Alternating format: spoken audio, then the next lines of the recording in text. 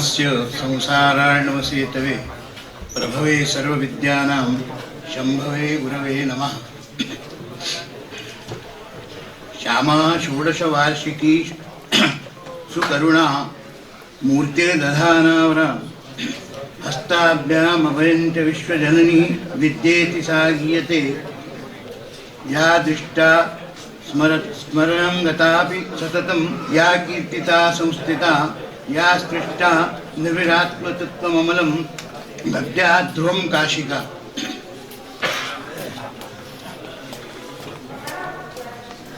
इस मंच पर विराजमान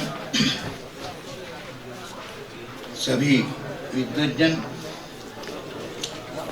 और हमारे सम्मुख जितने भी विद्वज्जन बैठे हैं, आप सबका वंदन अभिनंदन करते हैं।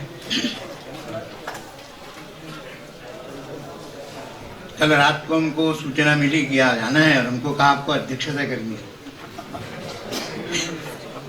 अब हमको अध्यक्ष कैसे बनाए हम नहीं जानते, लेकिन बनाया नहीं। अध्यक्ष काय करते ये भी होता है अधि अक्ष।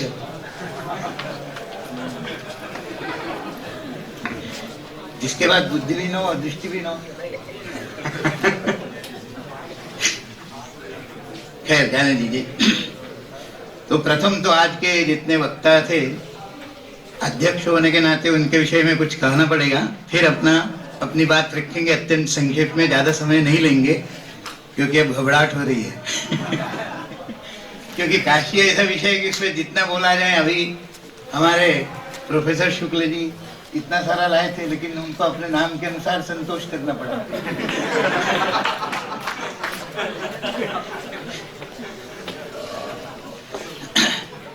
हमारे प्रथम वक्ता थे आज के डॉक्टर प्रभाकर उपाध्याय।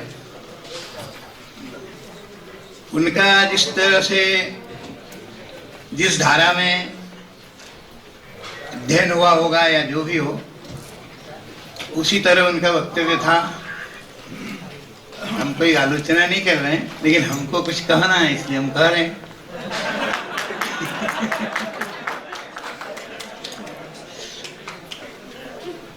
जो विदेशी सत्ता थी हमारी, उसने हमारे यहाँ झगड़ा लगाने के लिए अनेक आर्य द्रविड़ अलग अलग हैं, इस तरह की बहुत सी बातें कर दी। इसी तरह हमारे इतिहास को भी पलट दिया है, क्योंकि मुख्यतः दुर्भाग्य से स्वतंत्रता के बाद हमारा जो इतिहास लिखा गया वो वामपंथियों के द्वारा लिखा गया, जिनकी हमारी संस्कृति में जरा भी निष्ठा नहीं थी।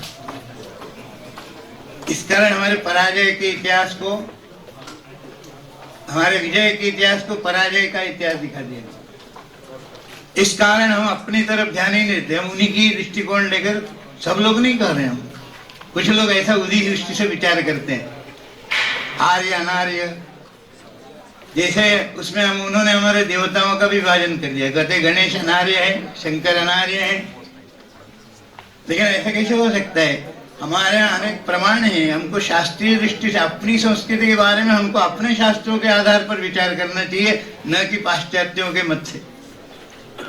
उनके मत का विचार करें, लेकिन उसका हम खंडन कर सकते हैं अपने प्रबल प्रमाणों के आधार पर। इसलिए, लेकिन हम अधिक नहीं कहेंगे, बुरा या मान जाएंगे वो कदाचित। इसलिए उस दृष्टि से उन्होंने जो भी कहा वो इतने अच्छी तरह से उन्होंने यहाँ प्रकट किया, लेकिन हमारी सहमति उसमें नहीं है, क्योंकि हम परंपरावादी हैं। इसलिए हम उनसे क्षमा चाहेंगे, हम कोई आलोचना नहीं करें। उनकी दृष्टि अपनी थी, उससे उन्होंने बहुत अच्छी तरह अपनी बात रखी, खूब अच्छी तरह रखी, इसमें कोई दो राय नहीं।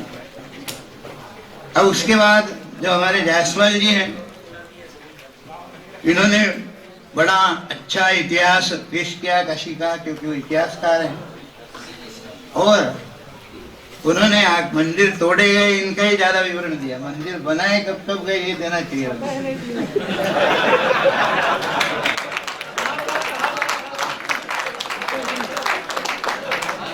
और विश्वेश्वर और अभिमुक्तेश्वर का काशी खंड में इसका आदरणीय रिटायरी जी कह चुके, इसलिए हमको कुछ पुनः नहीं कहना है। हो सकता है उनका ध्यान न गया हो, ऐसा नहीं हो सकता कि वो देखे और ऐसा कहे, ये हमको विश्वास है, क्योंकि उन्होंने जिस गर्व से अपने संस्कृति का उल्लेख किया है, ऐसा नहीं हो सकता। तो जल्दीबाजी में उनको सूचना मिली हो इसलिए उन्होंने ठीक से देखा नहीं हो सकता है, लेकिन वो है रटाटे जी बता चुके हैं, इसलिए उसके बारे में अधिक हमको कुछ बताना नहीं। बाकी उन्होंने बड़े अच्छी तरह से हमारा जो इतिहास है काशी का उसको रखने का प्रयास किया। दोनों पक्ष रखे उन्होंने। जहाँ तक टोडरमल ने मंदिर बनवाया ठीक है, उन्होंने सहायता की थी, प्रेरणा थी नारायण भट्ट की, उसका उल्लेख कम होता है। अभी एक पम्पलेट भी छपा है यहाँ से भाजपा की ओर से, उसमें भी टोडरमल ने बनवाया ऐसा लिखा है, लेकिन प्रेरणा किसने दी? प्रेरणा देने का महत्व होता है।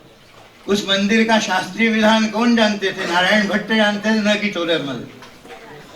ये हो सकता था कि नारायण भट्ट की प्रेरणा से टोडरमल ने बनाया, ये कहना चाहिए, लेकिन उनको गौण कर दिया। नीचे लिखा है नाम, ऐसा नहीं कि नहीं लिखा। तो हमारा अपना विचार है, हो सकता है कोई उससे सहमत न हो। अब आते हैं तीसरे हमारे जो विद्वान वक्ता माधव जनार्दन रटाटे जी, जिन्होंने काशी पर बड़ा परिश्रम किया। उन दोनों के बारे में हमने इसलिए ज्यादा नहीं बोला कि हमारा वो विषय नहीं, इसलिए अनधिकार चेष्टा नहीं करनी चाहिए। जो हमको समझ में आया वो बुरा न माने, क्षमा चाहते हैं, लेकिन क्योंकि हम उसको उतना गहरे से नहीं जानते जो आप जानते। हम अपनी पुरानी की दृष्टि से ही बोलेंगे, जो शास्त्रीय दृष्टि से या परंपरा की दृष्टि से।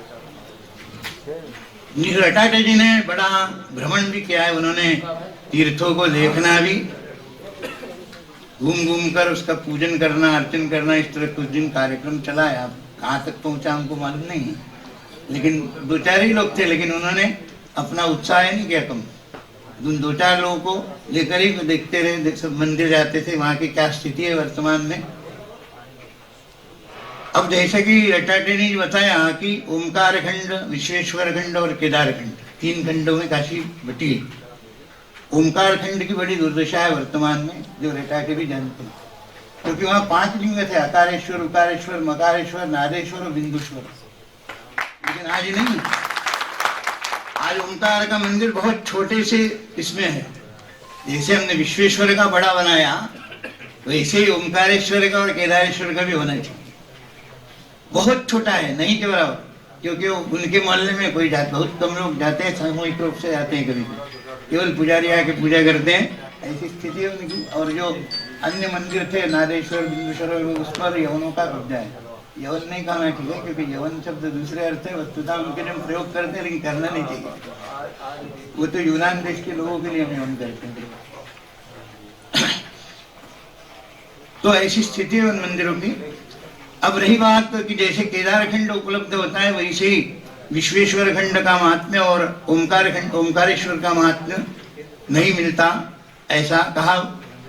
लेकिन एक केदारनाथ जी व्यास थे, जिन्होंने काशी में सभी मंदिरों का, तीर्थों का बड़ा भ्रमण करके कुछ खोज पूर्वक अपना एक ग्रंथ लिखा है परिचय सहित। उन्होंने हमसे कहा, उनसे हमारी बात आती थी, हमारे यहाँ भी वो आया जाया करते थे, तो उन्होंने कहा कि ओमकारेश्वर खंड का महात्म्य बंगला लिपि में एक बंगाली सज्जन जी के पास है, सोनारपुरा में कहीं। उन्होंने प्रयास किया, लेकिन उनको नहीं मिल सका। उन्होंने कहा था इसका बंगला अनुवाद हिंदी कर, वो तो हो जाएगा, उसमें कोई दिक्कत नहीं, बंगला का हिंदी अनुवाद हो सकता है, लेकिन वो ग्रंथ उनको उपलब्ध नहीं हो सका। उसका महात्मा था, मैंने है, अब जहाँ भी हो हम नहीं कह सकते, तो वो था। लेकिन विश्वेश्वर खंड का महात्मा अलग से अभी तक नई सूचना भी नहीं मैंने उसकी। बहुत से हमारे ग्रंथ है जिनकी सूचना मिलती है, और कुछ प्रत्यक्ष उपलब्ध है, कुछ नहीं भी मिलते। उदाहरण के लिए हम कहें गणेश भागवत है, बड़ा ग्रंथ है 21,000 श्लोकों का, लेकिन नहीं मिलता। लेकिन वो था, इसलिए था कि उसकी अनुक्रमणिका मिली है, अधूरी वो भी, और उसके ऊपर जो मराठी भाषा में कुछ ग्रंथ लिखे गए, उसके आधार पर उसमें भी उनका उल्लेख है, उनका कथानकों का, इसलिए उसका अस्तित्व था। कभी ऐसा कह सकते। गणेश कोश निकला है, उसमें कहा है कि काशी में और पुणे में थे एक प्रति, लेकिन दोनों जगह कहीं पता नहीं निकला उसका, क्योंकि बहुत से हमारी परंपरा आ रही कि हम अपने ग्रंथों कोई पढ़ने वाला नहीं होता तो गंगा में बहा देते थे। इस कारण भी हमारे नष्ट हुए, आक्रमणकारियों ने तो नष्ट किए, लेकिन हमारे कोई पढ़ना नहीं, उसका दुरुपयोग न हो, इस दृष्टि से वो गंगा में बहाते। लेकिन ये कोई सदुपयोग नहीं, गंगा में बहा देना। कहीं रहता है तो उसका कोई जानकार, कोई उसका उपयोग कर सकता था, किसी योग्य को दे देते, लेकिन ऐसा नहीं हो सका दुर्भाग्य से। और रटाटे जी ने जो तीनों खंडों का उल्लेख किया, उसकी सीमा भी बताई, सब कुछ। एक चीज हो गई, तीनों के श्मशान भी अलग है। जैसे मणिकर्णिका श्मशान है, विश्वेश्वर खंड का श्मशान है, हरिश्चंद्र घाट जो है केदार खंड का श्मशान है, और उधर राजघाट के वहां भी चिताएं जलाई जाती है पीछे आगे बढ़कर वरुणा आदिकेशव के थोड़े आगे। तो वो श्मशान रहा कभी ओमकार खंड का, लेकिन आक्रमणकारियों के परिणाम स्वरूप उसका प्रचलन नहीं रह गया। दो खंडों में तो अभी भी दाह संस्कार होता है। तो इस तरह कुछ बातें बाकी उन्होंने बड़े विस्तार से सब कुछ समझाया, उसका पुनः पेषण करना ठीक नहीं। अब आगे चलते हैं। आगे हमारे प्रोफेसर शीतला प्रसाद उपाध्याय जी, उन्होंने भी शुक्ल जी, उन्होंने भी अपनी बात बड़ी अच्छी तरह से रखने की प्रयत्न की। उन्होंने कुछ योगियों की, सिद्धों की भी चर्चा की, जो काशी की विशेषता रही। एक यहाँ विष्णुनाथ पुराण कोई अधिकारी थे विश्वेश्वर के पूर्व में, उन्होंने लिखा है, उसमें कहते बहुत सारे सिद्धगण अभी भी जमीन के नीचे काशी में तप कर रहे हैं, जो भी हो, लेकिन उन्होंने लिखा है, किस आधार पर लिखा है नहीं मालूम, लेकिन उनका एक विश्वनाथ पुराण करके उन्होंने निकाला है। पुराण नाम रखा है उन्होंने, तो बहुत से पुराण ऐसे भी हैं। तो पुराण का नाम ही पुराणवम भवति, तो इसलिए उन्होंने उस तरफ जानकारी दी, उसमें वो लिखा है। उन्होंने कि सिद्ध योगी आज भी तप कर रहे हैं। तो उन्होंने कुछ ऐसी बातें बतलाई जो हमारे लिए, सबके लिए, आपके लिए उपयोगी होगी। अब आते हैं आगे। हमारे जो अगले वक्ता रहे पूर्व में, वो थे प्रोफेसर संतोष कुमार शुक्ल। बहुत सारा लाए थे मसाला, बहुत सारा विवरण था, सभी पुराणों का उन्होंने लाया था कुछ न कुछ। और उसमें बहुत सारी बातें, सरस्वती भी बहती थी ये भी बताया, गोमती की भी बात थी। तो काशी की जो 84 कोस की परिक्रमा है, पंचक्रोशी तो है, उसमें एक बेलन नदी है जिसको बिल्वावती कहते हैं, प्राचीन नाम, वो भी उसमें आती है। वर्णावती यानी वर्णा आती है, और उसके बाद मार्कंडेश्वर महादेव वो आते हैं, और विंध्यवासिनी वाला क्षेत्र है। ऐसी और बड़ी परिक्रमा है बड़ी, इसको और विचार करने की मैंने आवश्यकता है ज़्यादा।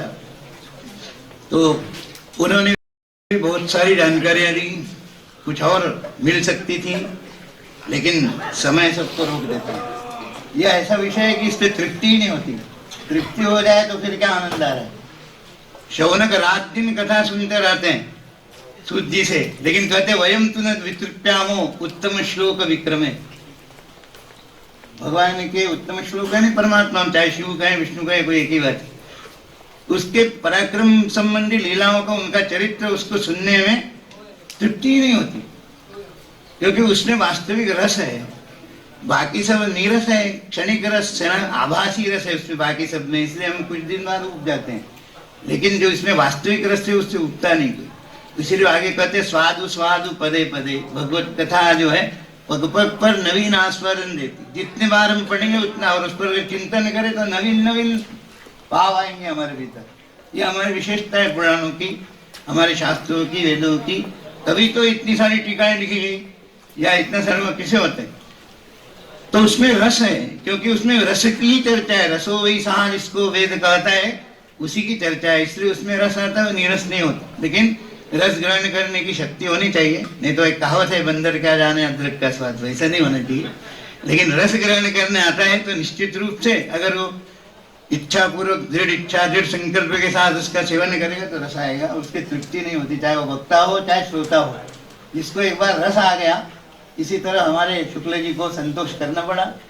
यथा नाम कथा गुणा आज उन्होंने प्रकट कर दी। तो लेकिन उनका बहुत ही महत्वपूर्ण लेख था, उनका बड़ा व्यापक उन्होंने परिश्रम किया, दिख रहा था लेख से। और उस पर जो उनके अपने विचार वो शायद उतने नहीं प्रकट कर पाए, क्योंकि समय नहीं था, नहीं तो उसको और अच्छी तरह से वो उपलब्ध कर। अब हमारे जो इसी कड़ी में जो अंतिम वक्ता थे आचार्य प्रोफेसर शास्त्री जी, गिरिजाचंद्र शास्त्री जी, जो ज्योतिष विभाग के अध्यक्ष भी हैं, बहुत बड़े विद्वान हैं। ऐसे इनसे परिचय है हमारा, लेकिन प्रत्यक्ष ऐसा बहुत सीधा परिचय नहीं था, लेकिन अखबारों के माध्यम से इनका परिचय होता रहा। इनका निकलता रहता है उसमें। और एक बार हम शिवकुटी में बात परीक्षा लेने गए थे, तो वहाँ आपसे मुलाकात हुई। तब आप विश्वविद्यालय में नहीं आए, तो उस समय से जानता हूँ मैं आपको। आप अपने विषय के तो ही हैं, लेकिन हमारे भारतीय संस्कृति के अनेक विषयों पर आपका उतना ही अधिकार है। आपने बहुत सारी बातें कही। आपने दो चीजें बतलाई, एक तो पुराण का स्वरूप और एक इतिहास का स्वरूप का, विशेष रूप से दो बातें कही। तो उसमें आपने कहा कि पुराण का स्वरूप, उसका मुख है शुक, वो सुखदेव जी के कारण ऐसा आपने कहा। ठीक नहीं, वो क्योंकि सुखदेव जी प्रधान वक्ता तो सुखदेव जी, सुखदेव जी जैसा कोई वक्ता ही नहीं हुआ। इसलिए हमारे कहा भी, श्री विष्णु श्रवणे परीक्षित अभवत वैयासकी कीर्तने प्रहलाद स्मरणे तदंग्रि भजने लक्ष्मी पृथु पूजने अक्रूरस्त्वभिवादने कपिपति दास्ये सख्यर्जुन सर्वस्वात्म निवेदने बलिरभूत कृष्णाप्तिरेषां परम। तो वक्ता सुखदेव जैसा हुआ ही नहीं। और शुक्र का अर्थ ही शुद्धम कायति, जो शुद्ध गान करता है शुद्ध ब्रह्म का।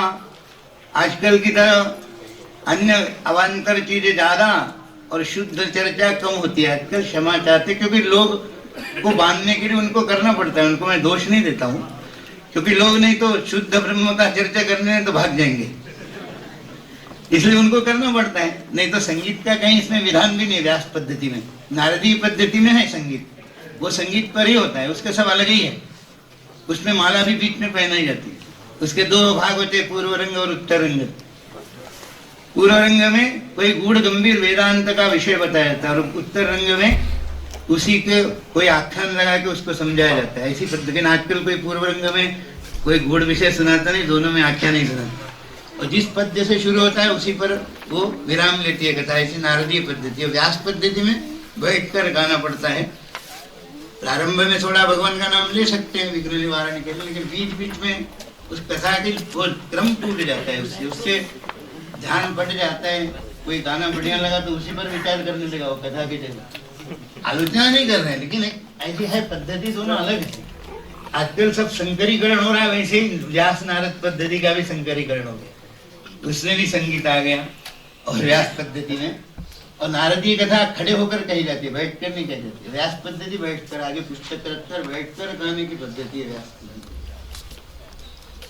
तो इस तरह तो उन्होंने जो चर्चा हम कर रहे थे, शुक का मुख है, तो बताया कि शुकदेव शुद्ध ब्रह्म का गान करते। कायति शुद्धम कायति, कायति माने गायति भी होता है। तेलुगु भाषा में अभी भी कायति की जगह गायति की जगह कायति ही कहते हैं, कई शब्द है। तो इसलिए वो शुद्ध ब्रह्म का गान करते। इसलिए पुराण जो है वेदों का अनुयायी होने के कारण वो शुद्ध ब्रह्म का ही गान करते हैं, इतर बातें नहीं होती।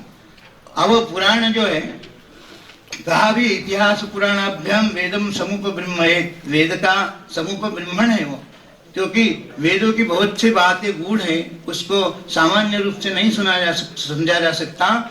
इसलिए उसको कथानकों के माध्यम से उसको समझा जाता है, जिससे गूढ़ विषय भी समझ में आ जाए। व्यास ने तो यहाँ तक लिखा है कि कोई वैदिक अगर पुराण न पढ़े तो पूर्ण वैदिक नहीं हो सकता। अयम माम प्रहरिष्यति, वो मेरे ऊपर प्रहार करेगा, ऐसा कहा है। व्यास जी का वचन है।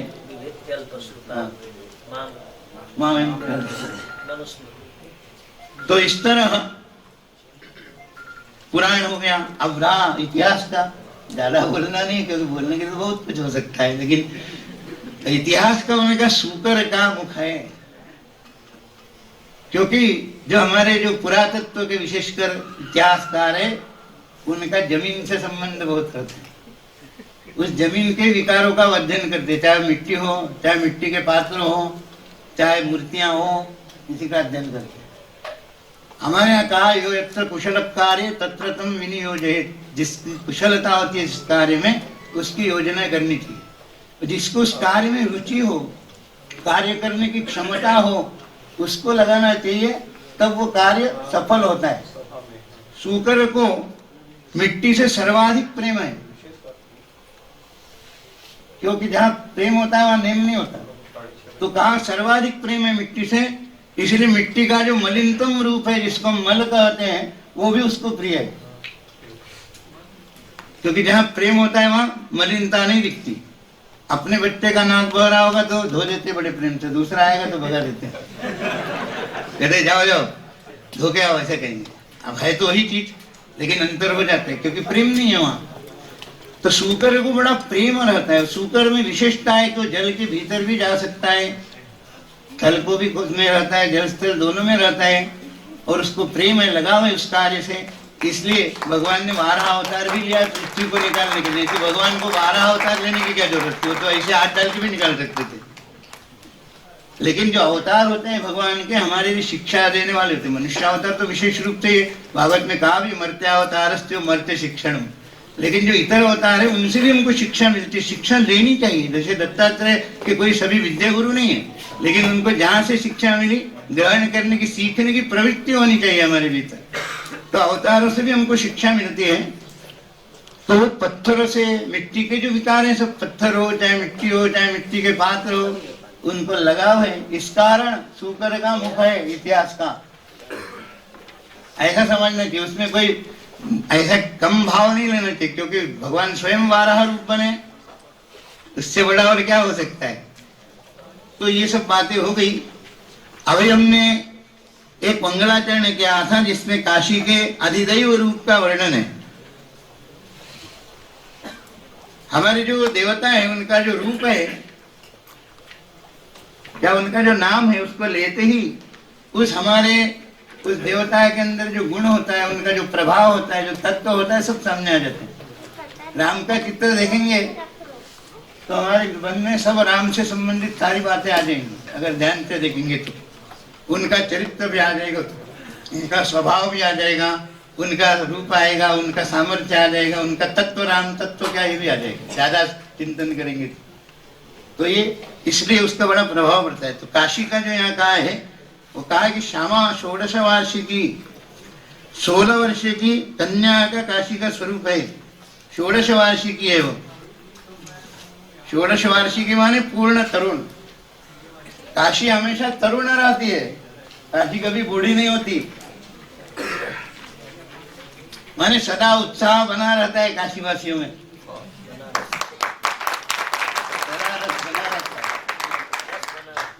तो 16 वार्षिकी है वो। सुकरुणा, अत्यंत करुणा भी है उसमें, काशीवासियों में करुणा। तभी तो कहाँ के लोग आए यहाँ बस गए।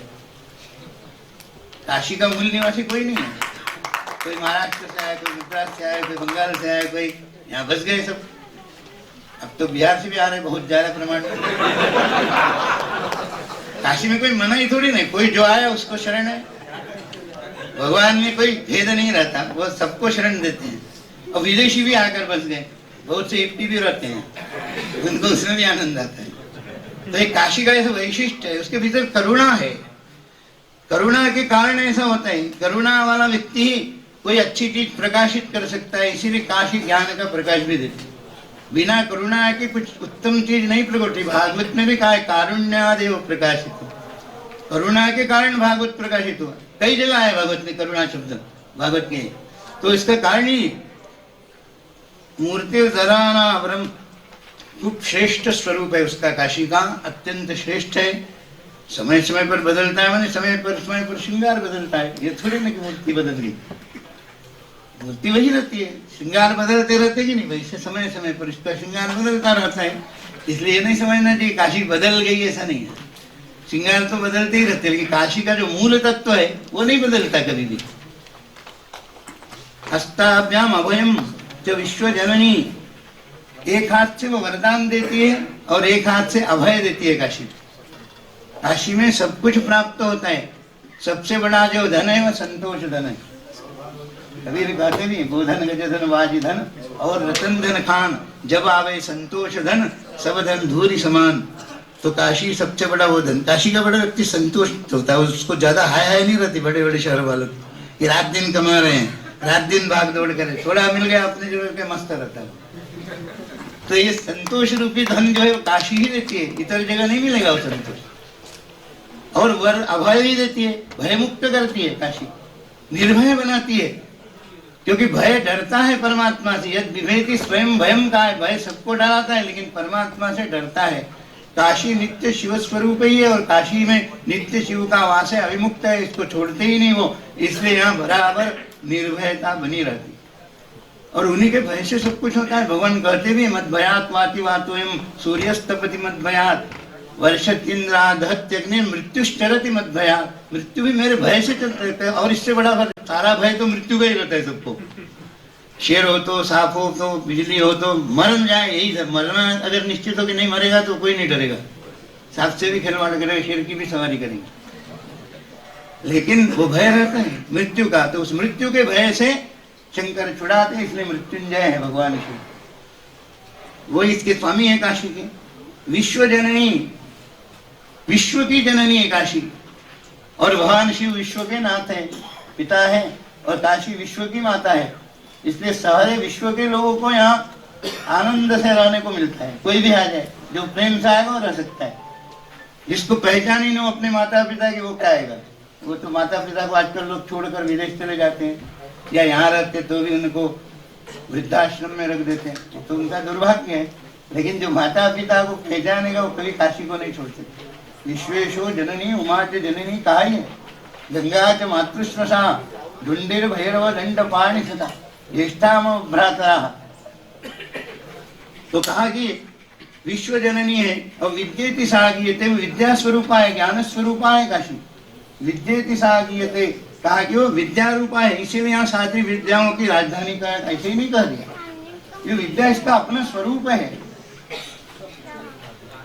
दृष्ट्वा स्मरण गतापि, अगर उसका दर्शन करे काशी का, उसका स्मरण करे, सतत कीर्तन करे, स्तुति करे, तो भी वो कल्याण करे देती है। या सृष्टवा निभिरात्म तंत्र अमलम, अगर उसको छूते हैं, छूते माने खाली पाला छूने वाला नहीं, छूते का मतलब उसको हम गंभीरता से उसके स्वरूप का चिंतन करते हैं।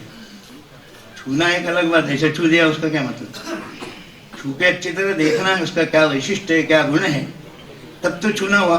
तो आत्मा अमलम, कहा कि आत्म तत्व जो है वो प्रदान करती है। वो कहते दद्याद्रुम काशिका, ये काशी निश्चित रूप से सब देती है, ऐसा कहा गया है। अब काशी में वरुण, वाराणसी की चर्चा पूर्व में हो चुकी है, तो ये वहां पर आए हैं। जावालोपनिषद में का ये सब प्रसंग है वरुणासी का। वहां का है, इदम तत्परमं देवी ज्योतिर्लिंगम तदात्मकम कदाचित लिंग रूपेण शिवेन परमात्मना शक्ति पृथक्कृता शांता काशीति प्रतितिंगतः, ऐसा ब्रह्म पुराण में कहा है कि ये लिंग का भी बड़ा रहस्य है।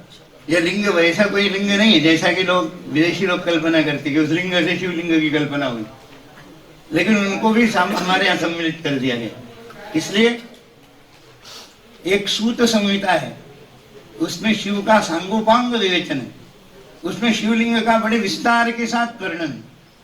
उसमें कहा कि शिव लिंग जो है शिव का ज्ञापक नहीं है। लिंग कैसे जड़ है, वो शिव का ज्ञापक कैसे हो सकता है? शिव जी लिंग को ज्ञापित करते हैं, और सब में शिव है, वहां हर चीज कोई छुटी ही नहीं, उसमें सब में शिव व्याप्त है। इस तरह उनकी व्यापकता को वहां बड़े अच्छे ढंग से दिया है, और वही लिंग है, सब कुछ शिव के ही लिंग है। इसलिए कहा, अभी पूर्व में बताया था रिटायर जी ने कि यहाँ कितने करोड़ों, 60,000 तो गंगा में ही लिंग है, 60 करोड़ 60 करोड़, और बाहर कितने सारे 2 परार 10 12 परार 100 परार के बराबर बाहर लिंग है।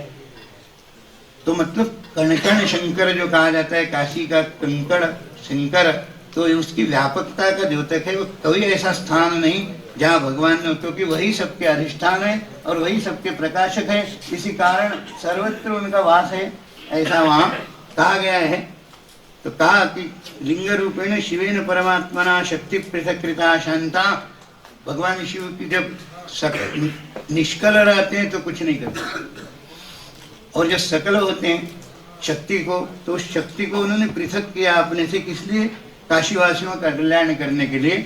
और शांता काशी की प्रसिद्धम गता, उसी का नाम काशी है, जो शिव की शक्ति है, उस वही काशी के रूप में प्रसिद्ध हुई। शक्ति को उन्होंने जब अलग किया, वो काशी के नाम से प्रसिद्ध। अधिष्ठात्री देवता त्वमिति क्षेत्र स्वरूपिणी भवत्वं सर्वसत् भक्तानां वहाँ मोक्ष प्रदायिनी, और उनको शिव ने आदेश भी दिया कि तुम इस क्षेत्र की अधिष्ठात्री होगी। काशी देवी को कहा कि तुम इस क्षेत्र की देवता होगी और क्षेत्र ही तुम्हारा स्वरूप होगा। भवत्तम सर्वभक्तानाम, तुम समस्त भक्तों को महामोक्ष प्रदान करने वाले हो, ऐसा आदेश भी किया है। देवी भागवत ने भी कहा वाराणस्याम विशालाक्षी गौरी मुख निवासिनी, ऐसा वहां देवी भागवत ने बोले कहते हैं। अब हम संकल्प में बोलते हैं, गौरी मुखे संकल्प में बोलते हैं। तो इयं या परमा देवी पंचक्रोशात्मिका परा, ऐसा कहा है। जो शक्ति स्वरूपा है काशी है, ये तंत्र में भी है और पुराण में भी इसको पंचक्रोशात्मक लिंग के रूप में कहा गया है। वस्तुतः शिवलिंग है, क्योंकि शिव और शक्ति में कोई भेद नहीं होता। न शिवेन विनाशांति शक्ति न शक्ति रहित शिवा नानयोर अंतरम किंचित चंद्र चंद्रिकयोरिव। जैसे चंद्र को और चंद्रिका को अलग नहीं कर सकते। चंद्र है तो चंद्रिका ही, और चंद्रिका है तो चंद्र होना ही चाहिए। तो उसी तरह हम शिव और काशी को अलग नहीं कर सकते। काशी चंद्रिका है और शिव चंद्र है, तो इस तरह दोनों को अलग नहीं किया जा सकता। जो शिव है वही काशी है। न शिवे न विनाशा शक्ति का, इसलिए योनि शक्ति शिवलिंगम प्रकृति पुरुषस्य जो, प्रकृति पुरुष का योनि जो है शक्ति है, शिवलिंग है। ऐसा गीता में भी इसकी चर्चा है, ज्यादा समय लेना ठीक नहीं है। स्वरूपम प्रथितम वेदे पुराणादिषु पार्वती सदा शिवस्या कश्चित शक्ति चैतन्य रूपिणी। जो शिव की चैतन्य रूपा शक्ति है वही काशी है। शिव की जो चेतना है वही काशी है। इसलिए काशी में हमेशा चेतना रहती है। कोई भी बड़े बड़े आंदोलन भी होते हैं तो काशी से शुरू होते हैं, क्योंकि चेतना है यहाँ। हर चीज चेतना रूपी शक्ति उनमें है। यत्तच्छिवानंद अनंत माध्यम जरा वयो नित्यम अभिन्न रूपम दृश्यम समूहो मत्सु मुक्तैर जानी ते जनस्तरो विमुक्तम। कहा कि जिसको मैं कभी छोड़ता नहीं, हम तुम्हारे साथ जहाँ नित्य लीला करते हैं, नित्य वास करते हैं, वही अविमुक्त क्षेत्र है, वही काशी है। तो इस तरह भगवान ने शिवा से कहा है। इसलिए समस्त प्राणियों को यहाँ रहना चाहिए। वही मुक्ति की बात, तो मुक्ति यहाँ सबको मिलती है। पद्म पुराण में तो कहा कि कीट पतंग आदि सबको मुक्ति मिलती है, लेकिन जो पाप करते फिर वो भी पाप करें मुक्ति मिल जाए ऐसा कैसे होगा। तो उनके लिए कहा भैरवी आत्माओं की व्यवस्था है उनके लिए। भैरवी आत्माओं के बाद शुद्ध होते हैं, जैसे नारकी आत्मा भी शुद्ध होते हैं लेकिन मुक्ति नहीं मिलती। लेकिन भैरवी आत्माओं के बाद मुक्ति प्राप्त होती है। ये काशी की विशेषता है। ब्रह्म शरण स्मृति जंतु प्राणेषु उत्क्रमणेषु रुद्रस्तवम। कहा जब प्राणों का उत्क्रमण होता है तब भगवान शिव उनको उपदेश करते हैं। अब इस उपदेश के बारे में अपना अपना मत है। जहाँ जाबोलोपनिषद कहते हैं कि वो शिव मंत्र का उपदेश देते, महादेव का अष्टाक्षर मंत्र का। रामतापनी उपनिषद कहते हैं कि राम के षडक्षर का उपदेश करते हैं। और भुवनेश्वरी तंत्र जो है, भुवनेश्वरी संहिता, उसमें कहते भुवनेश्वरी मंत्र का उपदेश करते हैं। ऐसा अलग अलग है। और सन्यासियों के लिए प्रणव यही उपदेश है मोक्ष का। और जो वेदांती है वो तत्वमसि, इसका उपयोग कर देते, उपदेश देते हैं महावाक्य का। और सभी को मोक्ष मिलता है इस तरह, जिसका जैसा अधिकार है या जो जिस संप्रदाय का उसके अनुसार ये मंत्र कहे गए। सब में कोई भेद नहीं, उसकी विवेचना हो सकती है। लेकिन समय बहुत हो गया है, इसलिए अधिक समय लेना ठीक नहीं।